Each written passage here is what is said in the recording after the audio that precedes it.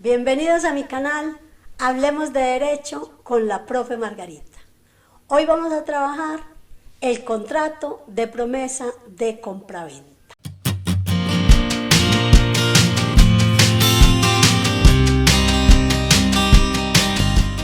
Por definir entonces el contrato de promesa de compraventa. Es un acuerdo que hace el comprador y el vendedor en el que se prometen el uno comprar y el otro vender una cosa determinada en un precio determinado. Esa cosa debe ser, exige la norma, de las que se permitan comprar y vender en el mercado nacional. Normalmente el contrato de promesa de compraventa se utiliza cuando lo que se está negociando es un bien inmueble, entiéndase por tal, una casa, un apartamento, una finca, un lote, un edificio.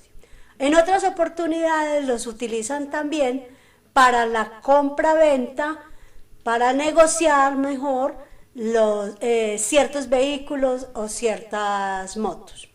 Pero la práctica general es para la compra-venta de bienes inmuebles. Ahora bien, ¿qué es lo que pasa con el contrato de promesa de compraventa? La norma dice que este contrato debe ser escrito porque es la única forma en que el que promete vender y el que promete comprar se pueden obligar. En ese entendido, entonces, también es la única forma que quien cumplió con el contrato pueda ir al juez a reclamar un eventual incumplimiento. Para que el contrato de compraventa se haga materialmente, o sea, se realice, tenga validez, tenga efectos jurídicos, lo primero que tenemos que hacer, ya lo dije, es que debe ser por escrito. Ese documento escrito entonces debe tener una estructura mínima, debe tener unos elementos mínimos. Y nos habla entonces que debe tener el nombre completo de las partes, quien promete vender, quien promete comprar. Esas partes deben ser personas capaces. Y cuando hablamos de personas capaces, de lo que estamos hablando es de personas que sean capaces de tomar sus propias decisiones, que no requieran de un tercero, de la autorización o acompañamiento de un tercero para decidir, obligarse o prometer el contrato en ese caso. Muy bien, el contrato, insisto en lo mismo, ese documento escrito llamado contrato de promesa de compraventa debe contener además, obviamente, la identificación de las partes. Cuando yo hablo de partes siempre estoy hablando de quien promete comprar y de quien promete vender. La dirección de residencia, miren lo importante que es tener la dirección de residencia. Se los pongo en un ejemplo. Ante una eventual demanda, a cualquiera, al promitente comprador o al promitente vendedor, se necesita un sitio donde ubicarlos. Y lo mejor es que conste por escrito en el documento que firmaron. Además de la dirección de residencia, el mismo documento debe tener la descripción exacta del bien que se pretende comprar y vender. Y cuando yo hablo de descripción exacta me estoy refiriendo a lo siguiente. Si es un apartamento, una casa, un lote, una finca, entonces es muy importante decir cuántos metros cuadrados tiene, cuáles son sus linderos. Si es un lote, entonces es decir que hay o no hay una casa construida o que tiene o no tiene mejoras. Todo eso hace parte de la descripción exacta del bien que se pretende vender. Si es un vehículo o comprar, si es un vehículo lo que se pretende vender o comprar, igual, pero ¿qué descripción vamos a hacer de él entonces? Lo que es la matrícula, lo que es la placa, dónde está matriculado, el número del chasis, es decir, todos esos elementos que van a permitir identificar con exactitud ese bien que se está pretendiendo vender. Claro, entonces usted me pregunta, bueno, ¿y el precio? Claro que hay que meterlo ahí, claro que hay que incluirlo. Y no solamente el precio en términos de decir cuánto se va a pagar, sino cómo se va a pagar y dónde se va a pagar. Y eso nos lleva a un asunto importante. Se acostumbra que en los contratos de promesa de compra-venta las personas paguen un anticipo. Eso lo ven como arras unas veces, otras veces simplemente se ve como anticipo. El tema de las arras no lo voy a tocar acá, hago la salvedad, en próxima charla haré la aclaración sobre el concepto de arras. Por ahora digamos que se acostumbra decir en los contratos de promesa de compra-venta que se va a dar un anticipo. ¿En qué fecha? Y normalmente no es regla general, normalmente la gente lo hace a la firma de este documento, que es un documento privado. Y hablo de documentos privados porque este documento no requiere de otra formalidad diferente a la firma de quien promete comprar y de quien promete vender. Es decir, aunque es costumbre, eso no es una exigencia, no hay que ir a la notaría a autenticar o hacer representación personal a ese documento. En derecho se dice que quien firma se obliga. Es así de simple. Entonces, con el documento firmado, obvio, con número de identificación, ya quienes están firmando se están obligando.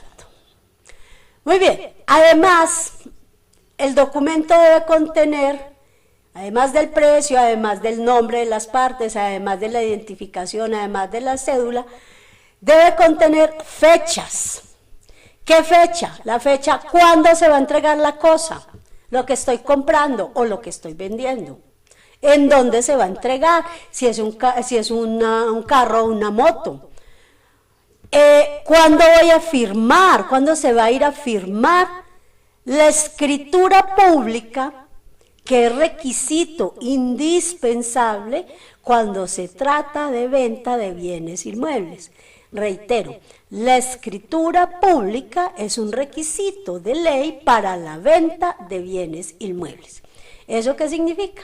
Significa entonces que la sola promesa de compra-venta no hace dueño al comprador de lo que está comprando, del inmueble que está comprando. Necesita suscribir la escritura pública. Y esa fecha debe quedar constando en el documento que se llama contrato de promesa de compra-venta. Y debe decir en qué notaría se va a suscribir y en lo posible la hora.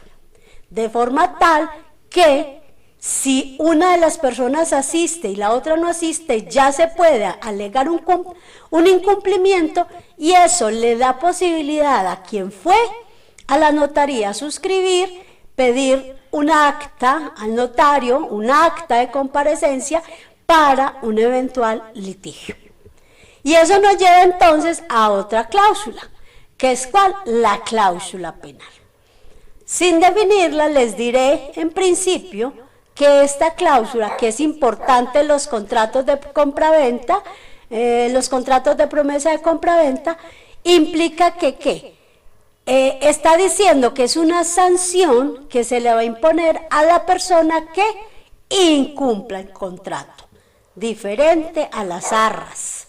Vuelvo y repito, es diferente a las arras y en esa medida hay que tener mucha claridad. Más adelante vamos a trabajar, en otra charla vamos a trabajar el asunto de las arras. Otra cláusula que me parece importante tener son los mecanismos para resolución de controversias. No es obligación, pero vale la pena tenerla. Y así habrán otras cláusulas que las partes pueden definir además de la fecha de entrega, cómo van a ser los gastos notariales, los pasisalvos, el saneamiento. Todas son cláusulas que debe contener el contrato. Tengo unas recomendaciones para ustedes que me parece importante, y es que recuerden entonces que cuando ustedes vayan a comprar o vender un bien inmueble, asesórense, háganse acompañar por lo menos en la construcción del documento de su abogado, un abogado de confianza, abogado o abogada, de forma tal que las cláusulas queden bien claras y queden por escrito. Recuerden y díganselo a sus familias: el contrato de promesa de compraventa no hace dueño de lo que se está vendiendo al comprador, simplemente le está prometiendo en venta solamente. Obvio, hay que cumplirse, pero lo que está haciendo es prometerse en venta. Recuerden que esta información son solo datos informativos. Si ustedes necesitan consulta, asesoría o acompañamiento, busquen a su abogado de confianza. Si les gustaría hablar conmigo, estoy presta a atenderlos en mis oficinas de Letrados Estudio Jurídico. Fue un placer estar con ustedes. Muchas gracias por compartir este rato y hasta una próxima oportunidad.